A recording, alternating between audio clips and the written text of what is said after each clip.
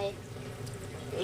ఈరోజు పాయసం చేస్తున్నాను. ఊరికే టైంపాస్కి ఏమిటంటే ఒక గ్లాస్ బియ్యం ఉడికించుకున్నాను. అంటే మేము అన్నం ఉడికించేటప్పుడు మంచినీళ్ళతో ఉడికించుకుంటాం కదా, నేను దాంతో ఉడికించుకోలేదు. అంత కొబ్బరి పాలతో ఉడికించుకున్నాను. ఒక 2 కొబ్బరికాయలు తీసుకొని దాంతో ఉడికించుకున్నాను. బాగా అది ఉడికినాక అన్నం అంతా ఎక్కిపోయినాక మళ్ళీ ఏం చేశానంటే ఒక గ్లాసుడు పాలు వేసాను. అదిగోండి, ఈ గ్లాసుడు పాలు వేసాను.